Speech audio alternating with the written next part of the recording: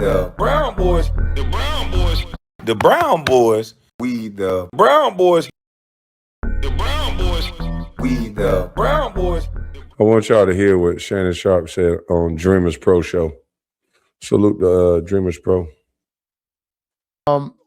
Shannon, amongst others, like Nick Wright and others, have been accused of being on LeBron's payroll, the clutch payroll. He's not the only one. A whole bunch of them have, but Shannon Sharpe especially. But in this particular show, he went off. He decided to go after people who were calling him out for allegedly being on Clutch Sports payroll, and he almost broke down into tears trying to defend himself. And I just sat there and laughed my ass off because I'm like, Shannon Sharpe cannot even be serious. To the point where legends aren't going out gracefully like they should. From Carmelo to how CP3 was handled, watching how the Lakers acted. LeBron isn't LeBron, even Kevin Durant. So I just want him to go somewhere where he is appreciated and gets his flowers he deserved. You're absolutely right. Yeah. But you notice, nobody ever said I was on Rob Pelinka's payroll when I was hyping Kobe. Yeah. Nobody said when you speak positive about Jordan, ain't nobody say you on Jordan brand payroll or you on Nike payroll. Right. When I speak up about Luka and I speak up about Jokic, and y'all know when I was on Undisputed, nobody spoke in more glowing terms about Luka Doncic than I did. Yeah. Nobody spoke more glowing terms about Nikola Jokic than I did. But if you say something positive about LeBron James, that check hit. Yeah. So I guess nobody else, because if you say something about Shea, you can't say. So the only person in the history of the game that if you said something good about, LeBron scored 50. He had 50 points, 15 rebounds, 12 assists. Jordan would have had 70. Kobe would have had at least 68. You got to, those people, the people that don't really like LeBron in general. Those are personal issues. But I'm just saying, but just because, so if when I speak, I've called it like I've seen it. They do the same thing, Ocho. You know how they do if we say something about a black quarterback. I say, but y'all didn't say nothing when I was skinning Tom Brady, when I was skinning Peyton Manning, when I skint Tony Romo, and I skint check down Alex Smith. Y'all didn't say a damn word. But now I say one thing, and it's been proven to be true. Oh, whoa. Y'all saw it. It was so bad with Tom Brady, it ended up costing us the show. Yeah. He's still crying about that. It was so bad with Tom Brady. No, never mind. I'm not finna get flagged. Never mind. Do y'all remember that chat? Y'all remember that? Damn, for real? What was it about, chat?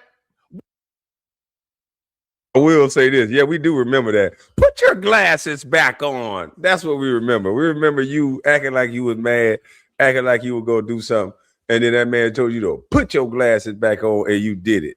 So, yeah, we remember. What was it about? Baker Mayfield. Y'all remember? Chad, don't go blind on me now. Don't do that. Don't do that. Yes, when Peyton Manning wasn't getting it done, and guess what? Still, Peyton Manning and Tom Brady understood I had a job to do.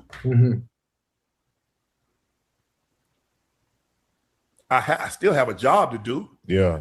It's not personal. Y'all think when somebody has a harsh critique, and I get it, because I'm really passionate about the stuff I debate about, because I spend a lot of time, trying to come up with what I want to say, how I want to say it, presenting.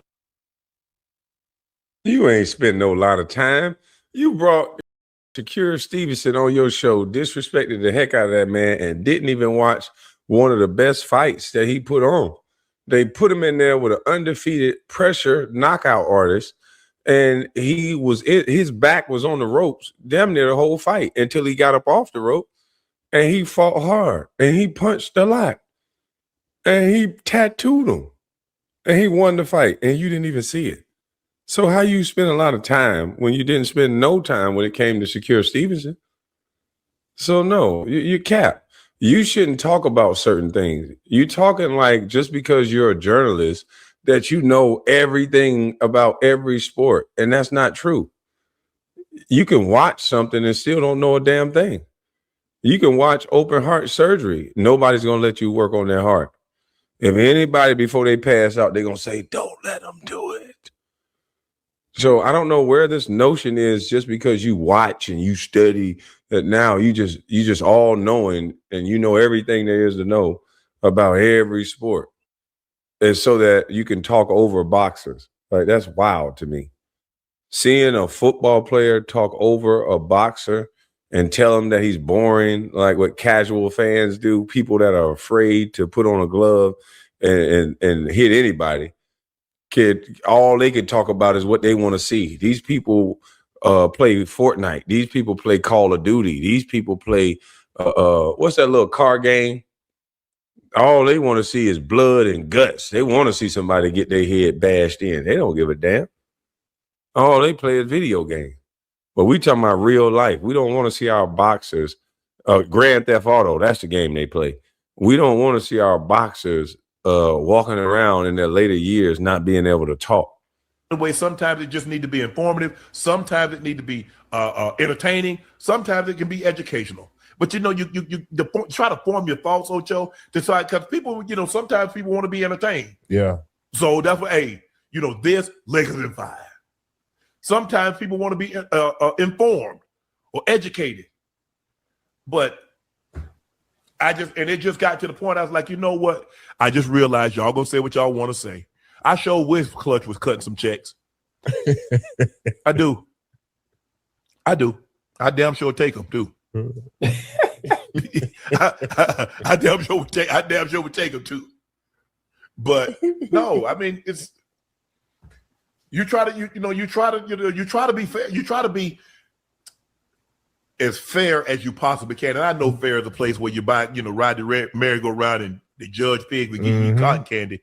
But you just like, okay, look at it like this. Okay, this is this, okay. And you go with it. Yeah. But y'all know when LeBron is played bad, and for the most part, if you're being honest, I've said that. Hold on. What did he say? Hold on. Merry-go-round and as fair as you possibly can. And I know fair is a place where you ride the merry-go-round and the judge pig will give you cotton candy.